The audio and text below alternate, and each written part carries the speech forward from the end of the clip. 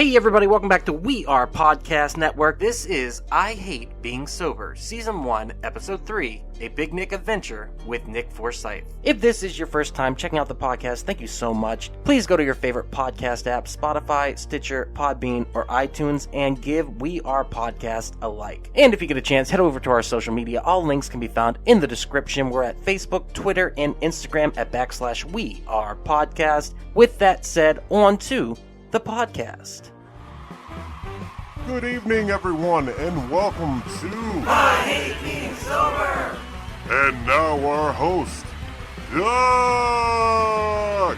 Hey everybody, welcome to I Hate Being Sober. This is Doug. What is I Hate Being Sober? It's a podcast about personal stories from epic people, which the person I'm about to talk to, not only did he help me come up with the tagline for I Hate Being Sober, but he is one of the most epic peoples I have ever met in my fucking life. He is epic. So, thanks, Doug. Today we will be talking to the sexiest Big Nick I know, Big Sexy Nick, Nick Forsyth. We are talking through Facebook Messenger right now, but you won't be able to tell because we're going to edit it together.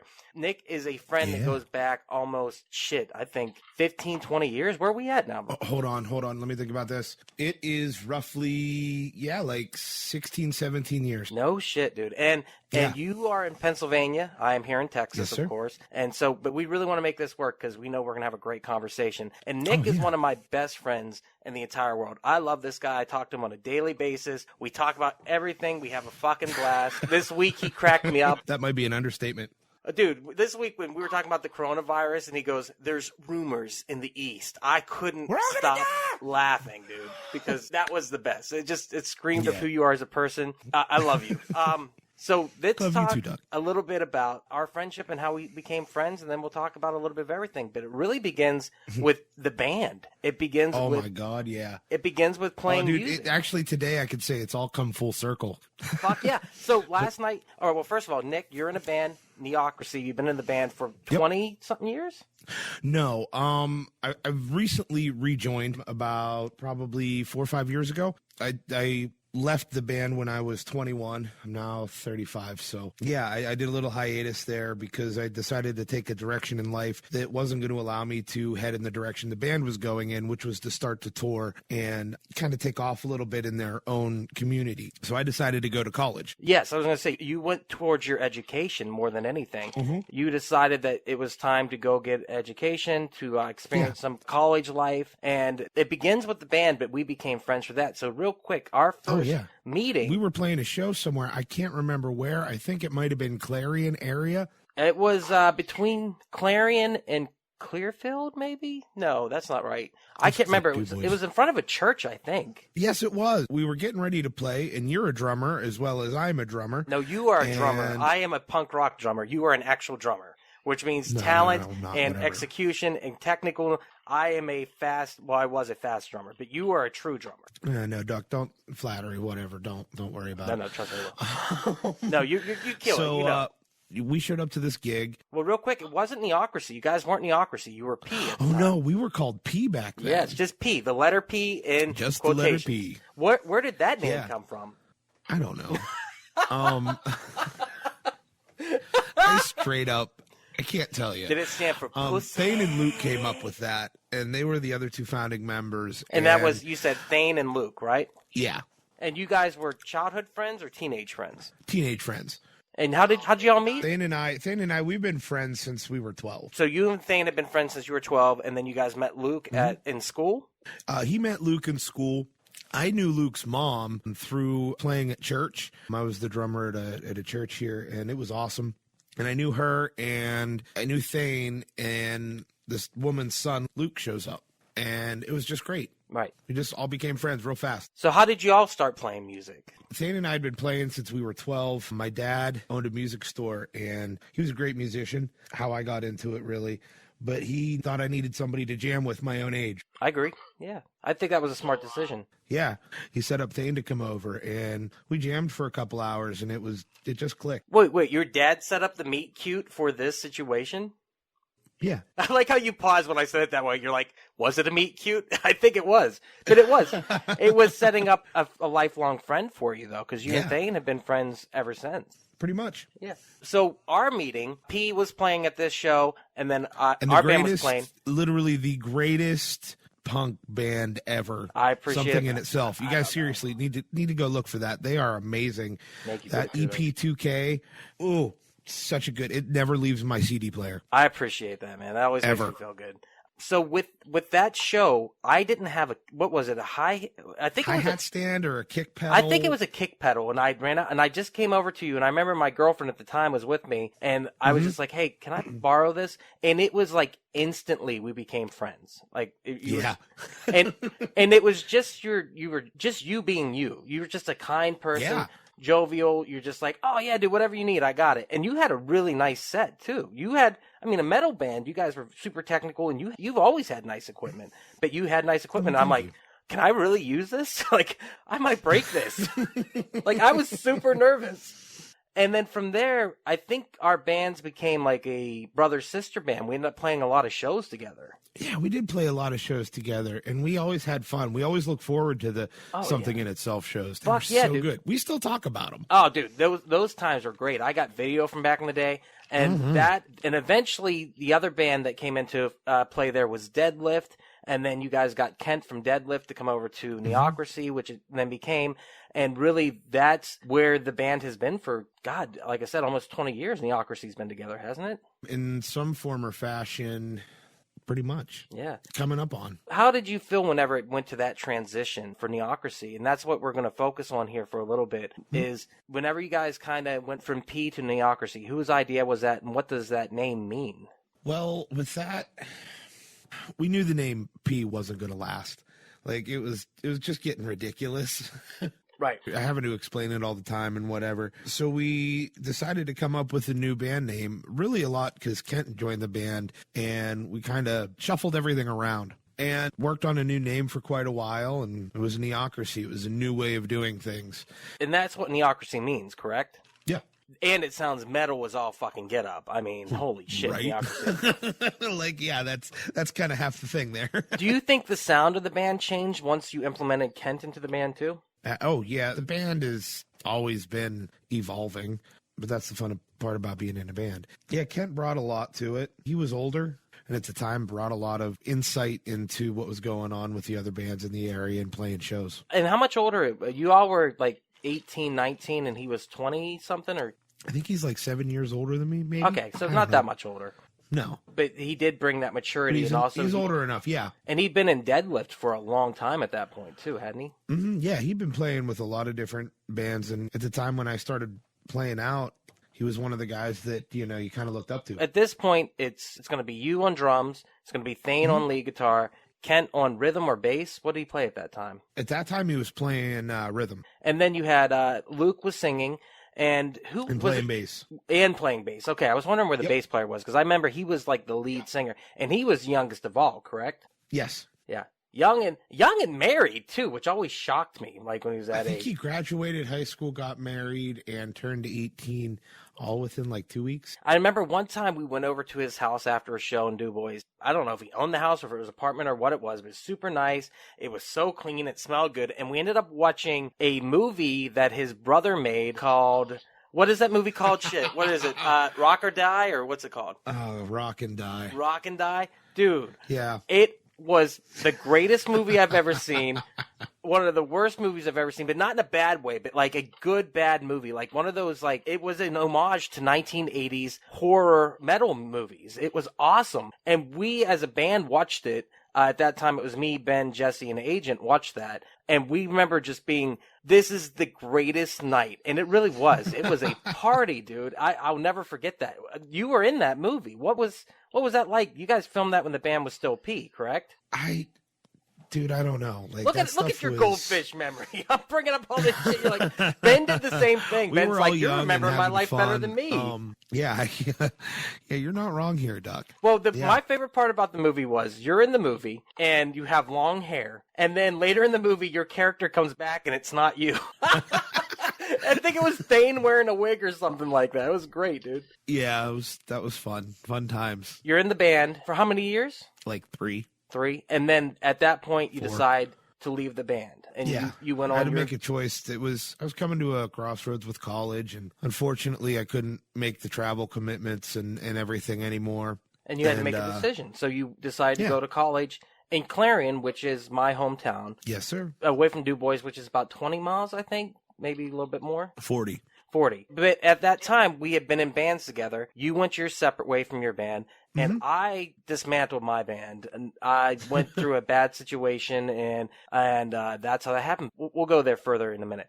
But so you decided to go off to college, and what was that experience like? Oh, it was a good time. It was interesting. It was the first time I was like out on my own. So I'm only laughing because I was there for most of this. So that's why you showed up pretty much right away. Yeah, like between classes, I'm walking down the street, going a slightly different way than I usually go, and I look up and I'm like, "Wait a minute, is that?" No. Holy crap, Duck, how are you? I remember that because I was coming out of the art school and going to the other side. Yeah. Because at that time, I was dating this girl and was a nightmare to be with. I know, you're already shaking your head. But that's not the point. The point of the story is I was a prisoner of love. And it's so funny to me. The girl I was dating at the time, I was a prisoner of love. And meaning she literally had captured me, and I wasn't allowed to leave her apartment or go anywhere or do anything unless I was with her. My escape became going to hang out with Big Nick because she liked you. So I was allowed to hang out with you. How little did she know we were being terrible influences on each other the entire time. Your mother always blames me. She thinks I'm the one who corrupted you. If she only knew the truth. We did. Man. We corrupted each other quite a bit. Pretty much. You had the college experience, the actual one, and I, through osmosis, had the college experience. And it was... well, see, I didn't. It wasn't normal. I don't think it was at all. Most people, when they go to college, go to a dorm and make friends with all these college people and connections that, they usually have for the rest of their life. I went to college and made those connections with people who lived in the town. Right. Yeah, that's weird. You did. I never partied. I don't think I was ever to a frat party. Really? I think me and you went to a frat party, dude. I don't think that's true. I think maybe. I think we crashed one once or twice. I think maybe because I know I did. But they were so insignificant that compared to the actual partying we were doing, because we were partying, we were having fun, making music and doing drinking, smoking, whatever else, just having a good time. And some of my best memories are hanging out at your apartment, which was a badass apartment. Man. Small little place. That was a great apartment. And so just going over and being like I don't know why they rented it to a college kid. Dude, well, I mean, we partied there, okay? No, totally, like smoked cigarettes and drank. Yes, that's what we smoked cigarettes. That's what we did.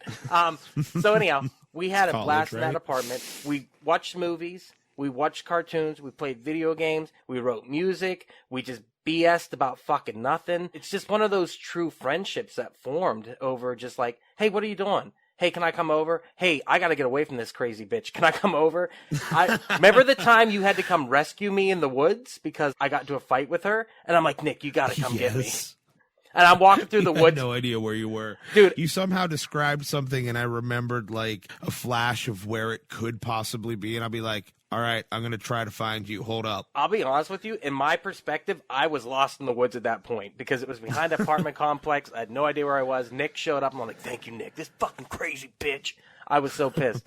She was nuts. Do you remember that time, like after you guys split up, that we went and drank with two of my friends from like the Du Bois area who also went there? Mm-hmm. We drank an entire bottle of Southern Comfort and then walked we walked across the entire of the college to get back to your apartment. We probably walked 3 miles that night. Dude, that was a nightmare. Now, I hadn't broken up with her yet. This is how I remember. We just went out to party. That was all we did. And we drank the Southern Comfort, and I have never drank Southern Comfort after that night because I ended up puking. I don't know that I have really either. Yeah, I think you ended up puking. I think it was just a fucking nightmare. Another great experience we had was me and you. We watched Evil Dead 3 at the college. Weren't we in a room with a projector or something? Well, no, we just watched it on a Mac computer, but it was Bruce Campbell versus the Army of Darkness. But we were so in the zone. Nick, I'm the guy with a gun. Dude, You've actually introduced me to so many things that could be considered metal, especially when it comes to 80s stuff. Music, movies, the culture, everything, man. And that's what cracks me up, because with that movie, we sat there and we watched it, and at the end, we would just be like, puppet, human, and that's how we were just laughing. Claymation. What a wonderful experience. That movie is just fantastic. Oh, it's so good. Army of Darkness, so good. Dude, what else did we used to watch? We used to watch that. We watched the Clerks cartoon. We watched Transformers. One time we had a big group of people over to your place. No, I don't remember that. Oh, dude, yeah. We had the Atheist over. We had McGarvey over. Yeah, dude. Your place was like a mini fucking party place. You don't know this, but like it was known to be like the happening spot, because people would come over and we just watch movies and chill or listen to music or have a good time, dude. Oh, yeah. I mean, yeah, a couple times. Yeah, man, it was fun. Eventually, I just want to talk about, you work for the radio station for a while in Clarion. Yeah. What is the radio station there? C93? WCUC. I did my internship there. It was a good time. C93. Okay. What was the internship like there? It was a good time. I kind of worked for the radio station. It gave me an idea of how things work. I did a little bit of on-air stuff, did a little bit of voice tracking, and made some commercials and whatnot. Cleaned out some rooms in the basement. What was that basement like? I was never in the basement. Real nice. Yeah? Isn't that where they kept all the free merch and stuff like that? That like the swag they give out? Yeah, totally. I used to live above the radio station in Clarion, which was really cool. There was an apartment above it. I lived there with the agent for a time. It was awesome to live there, dude. It was really cool. And it was at the time that you was a nice place, yeah. And I think Jesse and Megan were working there. I can't remember if Megan was an intern or what was going on. And of course, Agent was working there too. So we had to connect where he was actually, I think, the programming director or something, or lead production or something like that. So it was really cool. So that experience, along with your degree, you were going to school for communications. And then you graduated, and Clarion taught analog, and everything transitioned over to electronic. So your education became basically pointless at that point, correct? Other than the piece of paper? No, not at all, actually. I had an experience when I first got there.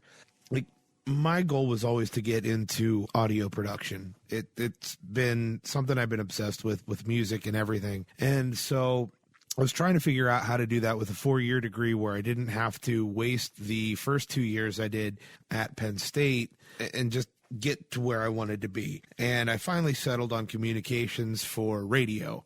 I figured that would be a good way to get into audio production. So I get there and I talk to a guy and I say, this is what I know. This is what I'd like to do.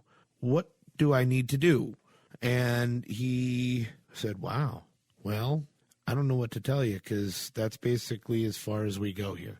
Just because I'd been messing around in my bedroom with early digital audio workstations and stuff. So I was like, well, I'm here. I'm already this invested. Let's pick something and finish this out and see where it goes. So I focused on learning how to film, some film classes, a lot of writing classes, publication design, and kind of filled in some areas where, whether intentionally or unintentionally, a lot of areas where I really needed work. And eventually you do get to use your degree, and you get to use these skills, and it's pretty cool. It's a long road till you get there, but eventually you do Super get there. long, but yeah, it's great. You graduate, you move back home, I believe, at that time. And at that time, pretty quickly I transitioned. I moved to Greensburg from Clarion, which is about 2 hours away. And pretty quickly from moving from Clarion with my girlfriend at the time, Sarah, who's still awesome, so I can say her name, moved to Greensburg. And then you moved in with us. We took over Ben's old apartment. Ben, who was on the first episode. Well, yeah, because before that, right at the end of college, I mean, my dad passed, and it was a real weird time. A lot of change real fast. Finishing college, the recession of 2008, all within like 2.5 year time for me. And like you said, the death of your father, too, who was a huge influence and a great guy. And were making all these changes, too, at that time. Mm-hmm. So I'm like, okay, there's no work for me here. None. In Du Bois. I'm out in the bars. I'm playing music. Yeah, it's a great time. I quit Neocracy, like you had mentioned. But you did transition over. Bands, you transitioned over to playing acoustic and singing. Well, that happened in Greensburg, and when I moved back home. Okay. But at that time, I was just playing drums and covers, and basically bandioke nights. It was good times. So I needed to move out of my mom's house. And I think I was 25 and just, all right, I need to do something. So you called me up and said, hey, you want to move to Greensburg? And I'm like, no. You sure? All right, fine. Yeah, it was pretty. And then I moved to Greensburg. I don't even remember that, dude. I just remember you basically like, Big Nick's moving in. Let's fucking do this. Like, because I had 2 bedrooms. Yeah. That began. It's not the exact moment that we had the Big Nick adventure, but I always knew that Big Nick adventures were the best thing. And we actually have a song about Big Nick adventures that go, I'm on a Bible adventure with me and my best friends. And Plute. So the Bible adventures, but it is a Big Nick adventure. And me and Sarah used to call that, or we go to see you anytime, we'd be like, let's go on a Big Nick adventure. Because anytime you hang out with Nick, it becomes an adventure. I don't know how, I don't know why, I don't know when it's going to happen, but it does happen. It's always an adventure. And we don't have to go into the details, but do you remember the time that we went ghost hunting in DuBois with you and John? Dude, we ended up in like the creepiest cemetery I've ever been in my life, in the middle of fucking winter, with a little EVP recorder, freezing our asses off. We went down to the train tracks for the ghost train. We were all freaking out. Do you remember this? So good. And then my alternator died. Yes. On our way back to Greensburg. Ah, dude, what a great time. But all right, so we're living together. I called one of my buddies up, and he drove about 45 minutes out of DuBois. And DuBois to Greensburg is about 2 hours. About 2 hours. No matter how you drive it. And we were about 45 minutes out of DuBois, and alternator goes right on the edge of where I would lose cell phone service. And I called my buddy up. I'm like, hey, can you help me? It's 3 a.m, I'm sure of it. And we hang out in this little parking area off the route, and 45 minutes later, there he is, drives us down to Greensburg and goes home. Dude, I don't even remember that part. That's so cool. Oh, man. Who saved us? It was such... John. It was John. Okay. It was Yeah. John. John's cool. Yeah. I kind of remember that, actually. Didn't you have to go back and get your Jeep then? Yeah, the next day. Yeah. Because we got to And ride the in the big alternator worked. boat. Yeah, because he had that big old car. I remember it being a blast on the way back. Were we drunk? What we're looking at is we're living in Greensburg.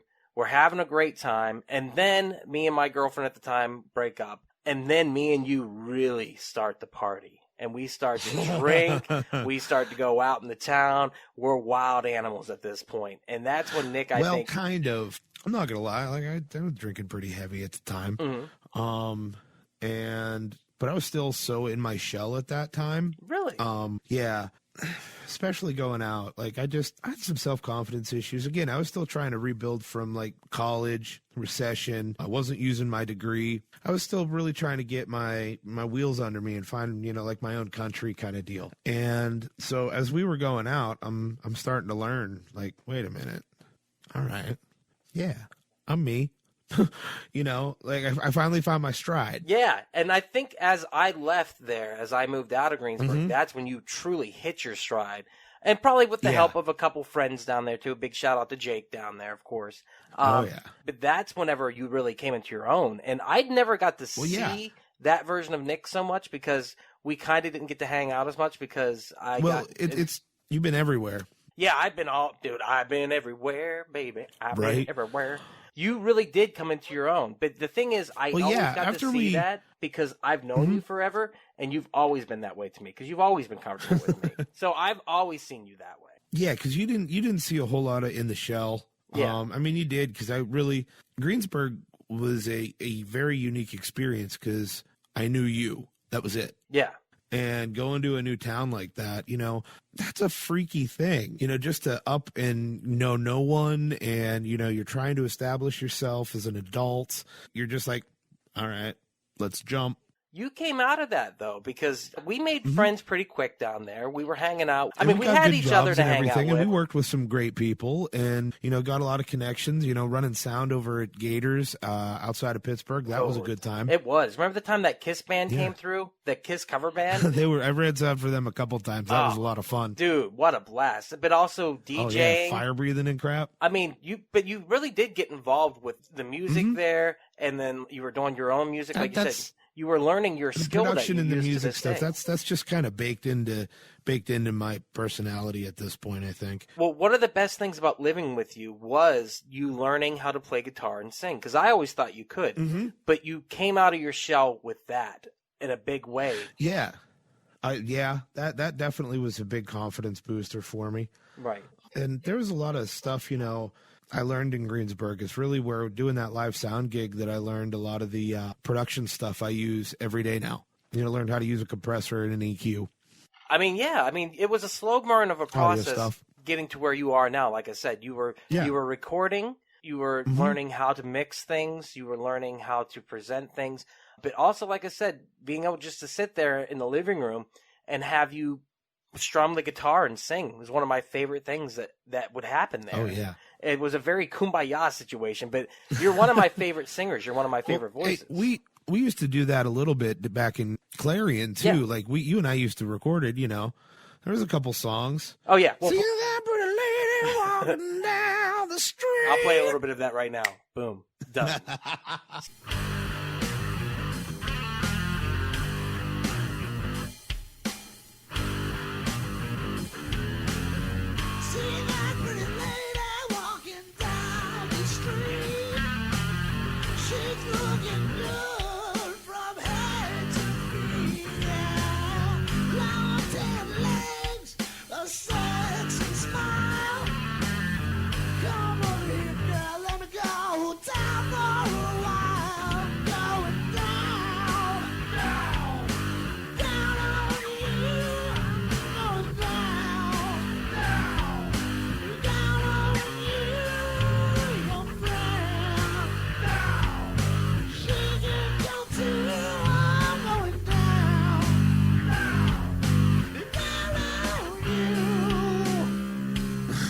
So, going down.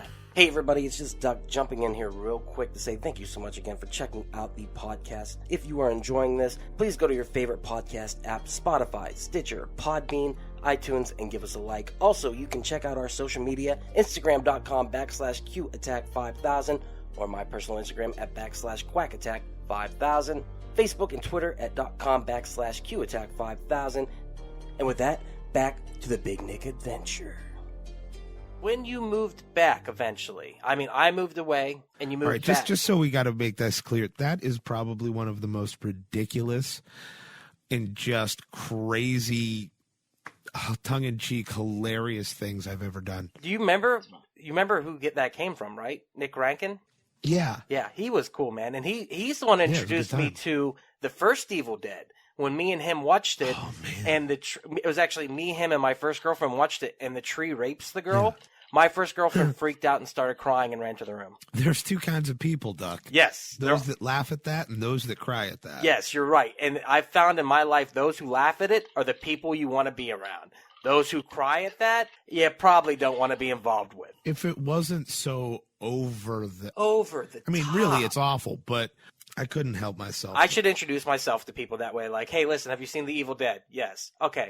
When the tree raped the girl, did you freak out and cry, or did you laugh? Because I need to know if you're sick like me. Because if you're sick like me, we're probably going to get along. I'm not going to lie. I have a horrible sense of humor. No, you have a wonderful sense of humor. This is why we are friends.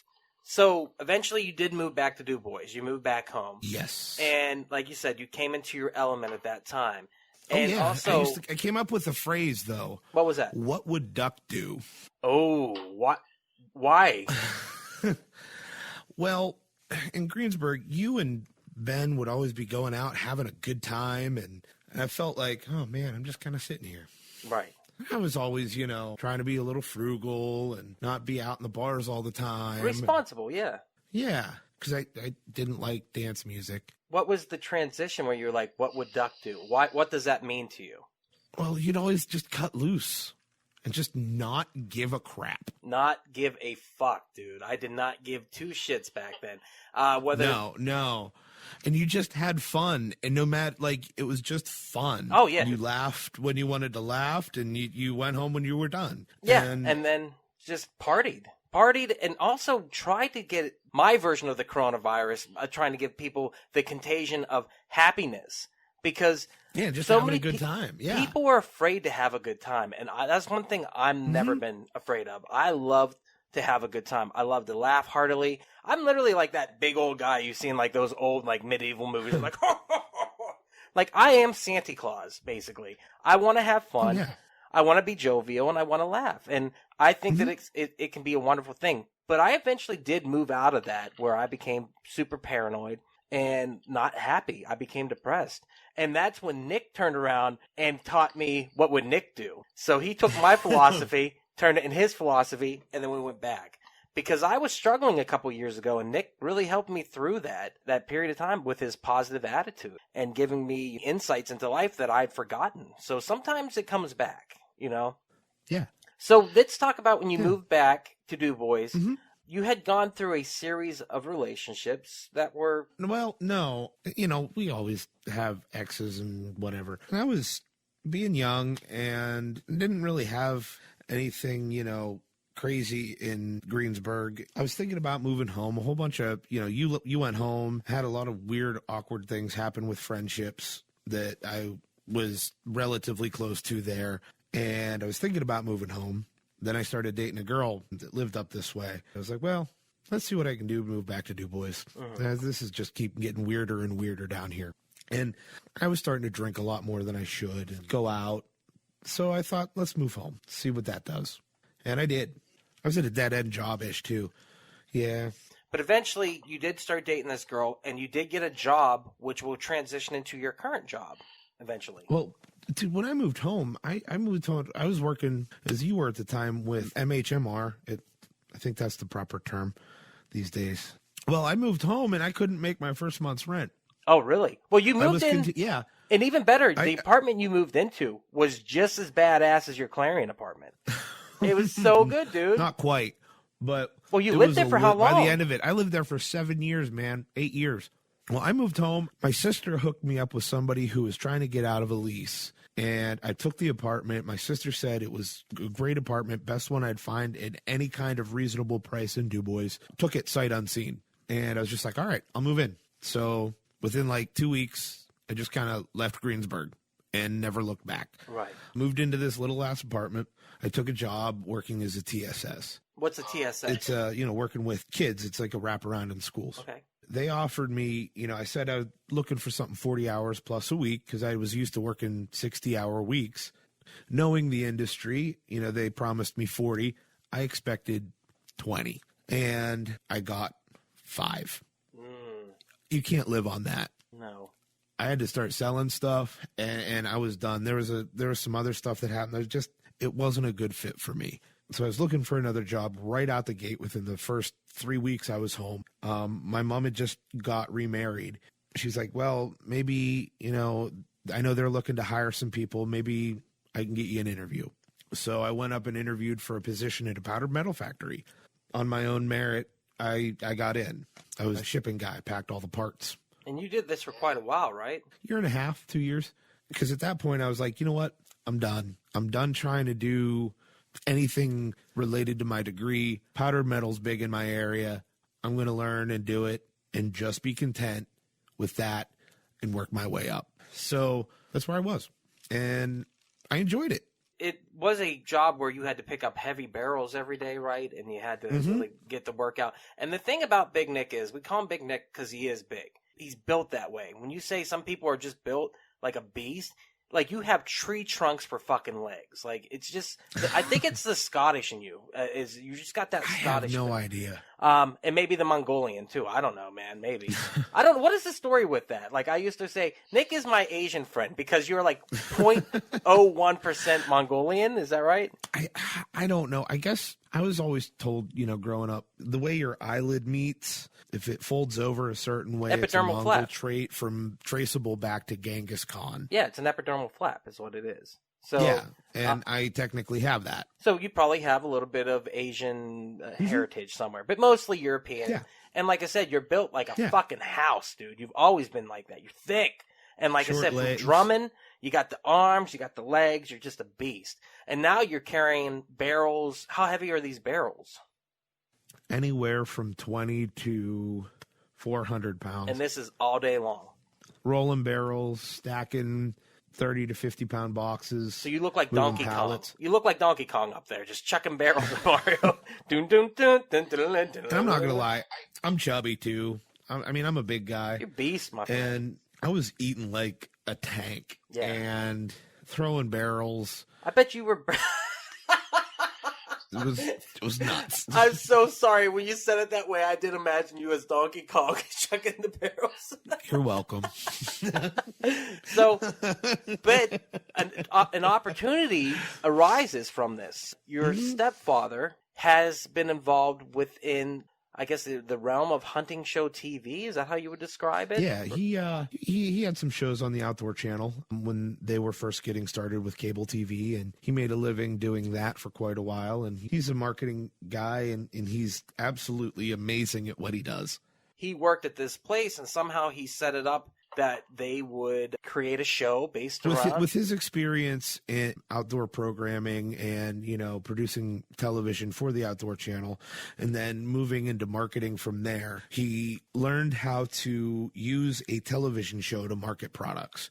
And so he was hired where I work, and we have a range of outdoor products and market them. We have a television show nationally. They were just starting to get it off the ground, and they were looking into getting some filming equipment. And he knew I loved music and was running sound and playing out in my past. And he comes down one day and says, hey, this was like 3-4 months, I think, after I started. It might not be, but that's what it felt like. He says, hey, we're looking to get some microphones for the show. What do you know? And I said, well, let me tell you. Pop up that chest. I don't know a whole lot, but it's like a little obsession of mine. I love production and gear and learning about it and all that stuff. So he asked, and I told what I knew. And he goes, oh, well, let me show you what we're doing. And he pulls me up, and they were using software to edit the show that I had worked with in college and before and knew well enough, at least at the time. And it was everything that I went to school for, wrapped up in what, even with all the changes that I had made to my degree with the writing and publication design and everything, it was what I went to school for. Serendipitous. I was like, blew my mind. Like I'd given up all hopes on trying to use my degree. Right. And especially in small town America where it's not really needed other than the radio station you we're worked not at. Small town America. We're smaller than that. It's rural Pennsylvania where we live. It's Pennsylvania, western, rural. It's coal mining, folks, and there's no coal mining jobs. That's what you're looking at. It is the not middle. Quite that bad, but it's bad. So you're looking at this equipment, you're looking at the setup, and you're going, holy shit, I know how to do this. Yeah. And I say that, and I said, if you ever need any help, please let me help you. So I started doing some audio work for the show, and at the time I was like, okay, this is fun. I start working on this stuff after I finish my job in the plant, after hours. I'm like, come on, move me up front. Come on, please. Yeah. Over the time I've been there, and they had 2 people that were in a position similar to what I do, not do well. And so one day they just said, hey, come on up. Here's your chance. So right time, right place. And I've been where I'm at now for 6-7 years. 6-7 years. And I heard a quote recently, luck is whenever hard work and timing meet. That's all it is. So you put in the time, you put in the work, you were able to have the skills needed to pay the bills, and you moved up, and you're the only one working on the show at this point in that capacity, right? You are an editor. Because it's funny, because at one point when I was living in Greensburg, I swore off technology. I'm like, I'm done with the internet, because we didn't have it for a while when we had moved out of the apartment, and I'd just given up on it and technology and following it. And it was something that I was real serious into. I went out, and my buddy John, we were working on cars, going 4-wheeler riding, chopping trees down, having fun in the woods. Just being men. Being big, burly men. It was so fun. So here's the thing. It comes back around, though. The opportunity for every skill set that you've been slowly cultivating in the last 10 years or so to come together. You end up being not only you're the editor of the show, and the show is Tom Bob Outdoors, for all those listening going, what does he work on? Friends in Wild Places. So Tom Bob Outdoors, Friends in Wild Places. You are editor, you are a writer, you are a voiceover, you do music, you do final production, you do pretty much everything, right? we have a small team that works on it. I'd consider myself a producer. I edit, I host episodes from time to time, a lot of the voiceovers, do the audio work, run the camera, do a lot of the IT work. So you're a jack of all trades on that show, but when it comes down to I wear a lot of hats. you did get to go back to your college, the education that you left Neocracy to go pursue, and then you got to actually use that. But this is coming full circle again, because not only when you moved back to Du Bois did you get that job, you rejoined the band eventually. Well, when I moved back to Du Bois, it was kind of it was a crazy time. I came back with a different attitude than I left with. I got involved by luck in playing out. And at the time, I'd never played out as a musician playing acoustic and singing. It was something that I did from time to time at open mic nights. But I got offered a regular every week open mic night to host at a local bar here. And of course, I jumped on it. Man, was that fun. Oh, dude, I remember. I think I came to one or two yeah. of them. It was a blast. Yeah, they were great times. Yeah. So I was doing that and then, working my way up through to get to Tom Bob. And, I was having a good time. But so Neocracy, how did you end up being back in the band? What was that? Well, I was having a good old time playing and stuff, and my 30th birthday happened. My little sister threw me a surprise birthday party. Apparently, my mom said it was real easy to get me talked into the restaurant where they were planning it at, which is next door to where my open mic nights were. So everybody thought I knew. I didn't have a fucking clue. Not one. Lo and behold, Thane and Luke are there. The old guys, except for Kent, were there. Everybody I knew was there. What a surprise. It's a total fucking celebration. 3-0, baby. You got to get it going. Right. Thane comes up to me and goes, hey, so my drummer and lead singer quit. I got Kent. What are you doing? I said, dude, I'm so busy. I'm working. And I really wasn't busy. I didn't know what busy was. Not yet. I was, just having fun. But you are a workaholic. You are. You've always been that way. So you probably did think you were busy. I like to do what I do. Work hard and play hard. And I'm like, I'm so busy, dude. I don't know what's going on. And he's like, well, I don't know. Maybe you just want to come play a drum. I'm like, you know what? I'll come jam with you once. We'll see what happens. So I'm thinking to myself, what are you doing? Because he lives, a half hour away. And I'm like, I drive 45 minutes every day to work, so whatever. I make plans a couple weeks out to go down and jam. I just had got back into touching my drums because the entire time I was living in Greensburg, I didn't touch drums. I was playing guitar. Not really. You played guitar. No. There was an electronic drum and I was set playing set guitar up in the out. apartment. There was a drum set at the other place we stayed, but you really didn't play it. You were really strumming maybe once a month. Yeah. Diddling around. So you need to kick off the dust. Yeah, well, I'd got my kid out, a couple months prior to my birthday, just randomly, and was playing around a little bit. And, we had that conversation, and I'm like, dude, I can't play anymore. Like I said it real quiet so nobody else could hear it, And then somebody jumps up in the back. He can't play anymore. Yeah, right? That's what it felt like. And he's like, nah, whatever. It's all good. You should just come. I'm like, fine. So I go over, and it felt like I was 12 years old again playing with him for the first time. And it clicked. That's so cool. Fun. That is so cool. Pretty much immediately you knew you were going back in. Mm-hmm. And I remember when you told me that, you're like, me and Thane were just jamming the other day. I think they want me back in the band. And I was like, wait, what? And I was pumped, dude. I was like, are you kidding me? Dude. I was so like, fun. fuck yeah. That was, 5 years ago? Ish. And it's been... A little over. So it's you, it's Thane, it's Kent, and it's Walter, right? Walter Burham. Well, let's talk about the album real quick that came out. 3 months ago? 4 months ago? Yeah, it dropped in December. When Thane and I jammed for that time, he's like, so I almost have an album completely wrote also. And it needs your drumming on it, so you're going to do it.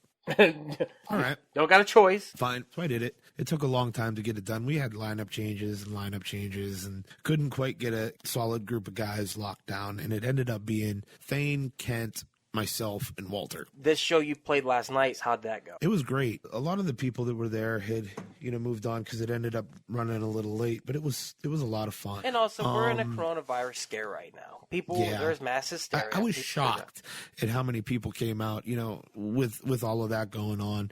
And I think that's probably one of the last times we'll see a gathering like that for a couple weeks. Well, let's talk about the album, Terraformers, that came out. This album is fucking amazing. It's a concept album, one of the most intense metal albums I've ever heard. Heavy metal, extreme metal, if anything. A lot of influences coming from everywhere. Yes, I agree with it. Like I said, one of my favorite things about this album is, and you talked about it earlier, there's a progression. If you listen to Neocracy's music from the beginning, you can hear the progression. And then in this concept album, there is so much going on. And you need to take the journey through the stars. You need to take this journey through our solar system with this album because it is unbelievable from beginning to end. It is one of those albums from beginning to end. This is metal deliciousness that cascades across you and takes you into outer space where you get to experience the planets, you get to experience the comets, everything, dude. It's awesome. And if you want to listen to it, you can find it on Spotify. iTunes, YouTube, anywhere, but you've got to sit down from beginning to end. It is a pure concept album. If it was a vinyl, you would put the needle on and you would play it until the needle stopped. And then you'd have to turn it over. I wanted to release it vinyl. Oh, dude, I would love to get vinyl. We recorded it digitally, so it wouldn't be right to release it on vinyl. But it's so heavy. It's so crunchy. It's got atmospheric moments. It is super crunchy. It is so good, dude. So good. How do you feel about this? Do you think this is the best work put out as a band? I can say I think it's the best album Thane's written from a musical standpoint. That's why I was so stoked to work on it. It's so fun. And that's really it. Like, there's no drama anymore. Anytime you get a band together, you know, it's drama. Not so much anymore. Walter and I rag on each other, but I love the guy like a brother. Well, and also, dynamics should be clearly stated in a band. And I think you just said it there. Thane wrote this album. Yeah. That's giving credit where credit's to be due. Now, I know you did your work. There's some other parts on it, you know, but Thane's the guy that put it all together. And then at the end of the day, a band needs a leader, and they need a producer and a director and someone to say, this is the direction we're going. That's not to diminish the work that you put in, because I think this is one of your best percussion, because it's not just drums. You do a little bit of everything on this album, don't you? I mean, I recorded it and mixed it and stuff. Technically, there's even a synth line on it somewhere. Find it. It's hidden just for you. It's a passion. It's an obsession. Just to do it all was a hoot, and I did anything I thought necessary to come up with something creative. So let's talk real quick. This will be the last thing we talk about. I want to talk about your greatest creation. You eventually did get married. You got married. Your wife, Nikki. Yeah. So over my time at Tom Bob and like leading up to when Neocracy got back together, I was, out having a good old time, just being myself. Just being myself? Yes. I finally was like, you know what? I don't care. I'd given up on dating, just to be 100% honest. I was done. I'd grown disgusted with it. And I was like, whatever. You know what? I'm just going to be myself, and it is going to be what it is going to be, and I'm just going to be happy with me. And I'm going to go after what I want, no matter who's with me or who's not with me. Screw it. I was turning 31. So within that excellent mindset of, I'm going to be myself, I'm going to have fun, I'm going to do what I want to do, somebody walks back into your life. Yeah. This girl, I knew who she was. She dated, one of the first girls I dated, she dated her brother at a similar time, and we ended up going to a high school dance. A girl that you dated when you were in high school. Yep. She was dating her brother, correct? Yep. And you ended up going to a high school? It was the semi-formal. Okay. At my high school, we all went in this same group. We went out to eat and, went into the dance together. And this is the first time you met her? Yes. Well, yeah. And I knew who she was. And we even danced together at the semi-formal. Wait, time out. You danced with her? You danced with your girlfriend's brother's girlfriend? Yeah, I mean, we were just having fun, and they disappeared. They were off somewhere, and I don't 100% remember. I know that we had, just... Maybe they saw the sparks then, though, that maybe they saw you two, and they're like, wait a second. That's weird, too. That's a weird situation. Regardless. So fast forward to September 22nd of whatever year it was that we first started talking, because math are hard. And I wish her a happy birthday. On Facebook? Yeah, on Facebook. I say, why'd you say it like that? Because that's what I did. Yeah. My voice cracked, man. I thought maybe you fucked her and then you woke up and you're just like, happy birthday. No. That's no. All right, I'm sorry. Doc. Okay. So Facebook. Talk to her on Facebook. Put it all up in your mouth. Did you just pull a Peter Still? All right, we got to get back on track, Nick. All right, we're barreling towards the end. So, yeah, we talked for a hot minute that day, but yeah, we started talking a little bit and we had a great conversation, because that was one of the things I was most absolutely disgusted with in the realm of the dating world. Nobody could carry a conversation. So y'all start talking, you go on a date. But we didn't. You didn't? No, we did not go on a date. So her birthday is like 2 weeks, 3 weeks before mine. Her birthday is September 22nd. Mine's October 7th. So we talked a little bit after I wished her a happy birthday, and that was it. And my birthday comes up, and she wishes me a happy birthday. Right. And so I'm like, hey, I'm having a shindig on Friday. You should come up. These are her words. She had thought, because her father was going into heart surgery. He had an incident, and it was not a good time for her that week. Her whole family was down in Pittsburgh, and she was stuck at home. So I'm like, come on out. Come over. Hang out. Come to my party. A mutual friend of ours was at my party who had helped make some Jell-O shots and, put the thing together and take care of some stuff. She was like, no, seriously, get your ass over here. But I don't know. No. Get your ass over here. So she's like, fine. And then she was sitting down in the parking lot. She's like, I don't know if I should come up. And then she's like, no, you come up. And she walked in. And it's like, all right, what's up? Something was up. Party's going on. And I am getting intoxicated. And the night's going good. And I'm like, whatever. I'm just having some fun. We're going through all this and, we start talking and I looked at her that night almost right away and said, you terrify me. Oh, wow. And she went, why? I said, I can't quite put my finger on it. That might have been a little bit of a fib. I knew exactly why she terrified me. Why? I was done. What do you mean? I knew right away. Like, game over. She caught you. You pretty much knew at that point that you two were going to be together. Yep. She basically never left. I was so scorned from the dating world and everything that I was going through at that time that I was like, I didn't want to call it what it was. I was scared of it because I was scared to get my heart obliterated, one more time. Or I was so cautious because a good friend of mine, Kayla Mullins, came up with this. BBC, bitches be cray. This is true. Bitches be cray and big black cock. Yep. But they are. And I was scared. And, for the longest time, I didn't want to call it what it was. But I knew that night she was, yeah. And then I tasted her cooking, and I'm like, well, shit, I gotta wife this girl. I love your wife. She's awesome. I've only ever met her in person once. She is amazing. I knew when I met her, I was like, she's my sister. I adore her. She's wonderful. I was so happy that you met this You person. guys, was it the one time you guys met, it was like... We knew each other forever. Yep.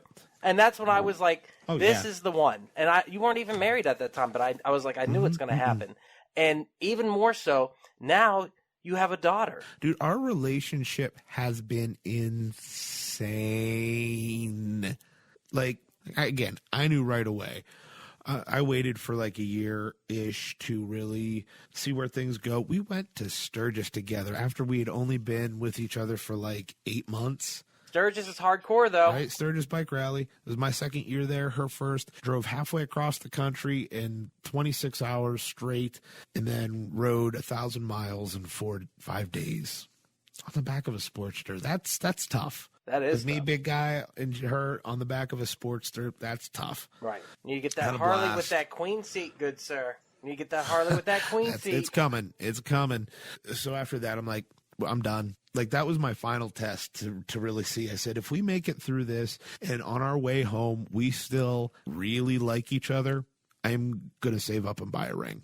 my mom, like well before that, she came to me, and she'd never said this before. She came over and she said, hey, I'd give you the ring if you ever wanted it that your dad gave me, but it's a crap ring. So the ring that your grandmother had, I know you guys are just starting to date, but if you ever want it, and you make that decision, it's a big decision, and you guys are like, I'm like 2.5 months into dating this girl, right? And I'm like, why are you telling me this much? Yeah, she did. He's like, you can have it. So I ended up, after Sturgis, I saved up. And, of course, my wife's allergic to gold, so I had to go big or go home and get platinum. I saved up to have this diamond remounted in a platinum ring. I asked her dad. I said, hey, I want to marry your daughter. She's awesome. You guys are awesome. And he loved the idea and was so stoked. And he ended up passing away 2 days later. Yeah. Crazy. At least you got to ask him, and he gave the blessing. Yeah, he did. It was funny because the day that he passed, my wife saw him and hugged her and said, hey, everything's going to be all right. You're good. Oh, wow. Because he knew. So we go through that. I asked her on the beach at the Outer Banks, North Carolina, and we got married. And then in May, bought a house. In August, found out we were having a baby in like November, and she was already almost through the first trimester. And then we ended up having that baby like 4 days before our first anniversary. And then that's where we get little baby Frankie. Oh my God, she's so awesome. Cute. She's so adorable. She's the happiest little girl. She is. And she loves her daddy. She does love her dad. My favorite thing is you said, some days you'd be texting me in the morning, you'd be like, man, I was up early. Frankie was partying in her crib. And that cracked me up. And I said, well, then she takes after her daddy because she knows how to party. Yeah. But I mean, as long as she's a party animal and she's got love in her eyes and she's the sweetest little thing, dude. She just looks she's so precious. She is. We're going to definitely have Big Nick back because, like I said, you're one of my best friends in the whole fucking world. I love talking to you, and we haven't talked on the phone like this in a long time. And also... No, man. Hey, we used to joke all the time about being two little old biddies on the porch, when we grow old. Just, I'm pretty sure that's what's happened, like, the last hour and a half. Well, you know what? I'm totally fine with that because I got to hang out with one of my best friends. I got to tell some good stories. Got to go through your awesome, epic life. I appreciate you actually helping me create, the tagline for this because me and you talked it out. And I appreciate you talking to me every day, dude. Oh, yeah, Thank you for still being a friend. Thank you for still being there, even though we haven't really hung out in the last 10 years. Hey, it doesn't matter, whether we live, 2,000 miles apart or whatever, because, sometimes when you meet somebody, they're just going to be, there for the rest of your life. Yeah, we're brothers, man. It just happens. I consider you a brother. Yeah, I consider absolutely. you family. And you're friends with my family, too. You're friends with my brothers. Oh, yeah. It's extended family. But anyhow, this has been Doug. That's great. I've been here with Big Nick. And, Nick, are you sober? Not 100%. I've had 2 drinks tonight. It's fine. All right, just making sure. All right, dude. I'll talk to you later. Good. All right, love you. Bye. Love you too. Bye. And there it is. Thank you so much for checking out the podcast today. If you have enjoyed it, please do not forget, share with your friends. That is how we grow the network. And if this is your first time listening, head over to your favorite podcast app, Spotify, Stitcher, Podbean, iTunes, and give We Are Podcast a like. And if you've enjoyed this podcast, you're going to love the other podcast here on the We Are Podcast Network. We have We Are Error, where we talk about movies, entertainment, whatever the fuck we want to talk about. That's me, that's Jake, that's Javi. We're breaking down pop culture, and we're having a blast. Don't forget Heroes Gyros, a Dungeons and Distractions side quest. Me and the boys were sitting down, we're playing some D&D, we're having so much fun. You can go and start that from the beginning of the journey, Season 1, Episode 1. You're going to love it all the way through. And finally, We Are Bagu, a video game podcast featuring me and Dr. Ethan Eastwood. That's where we talk Atari to Steam and everything in between. Head on over to our social media. All links can be found in the description. You can find us at Facebook, Instagram, and Twitter at /WeArePodcast. Also, head over to the Facebook group, We Are Error. We would love to see you in that group. And don't forget, if you've enjoyed the podcast today, share it with your friends. That's the only way we can grow this network. We really do appreciate it. We'll see you next time.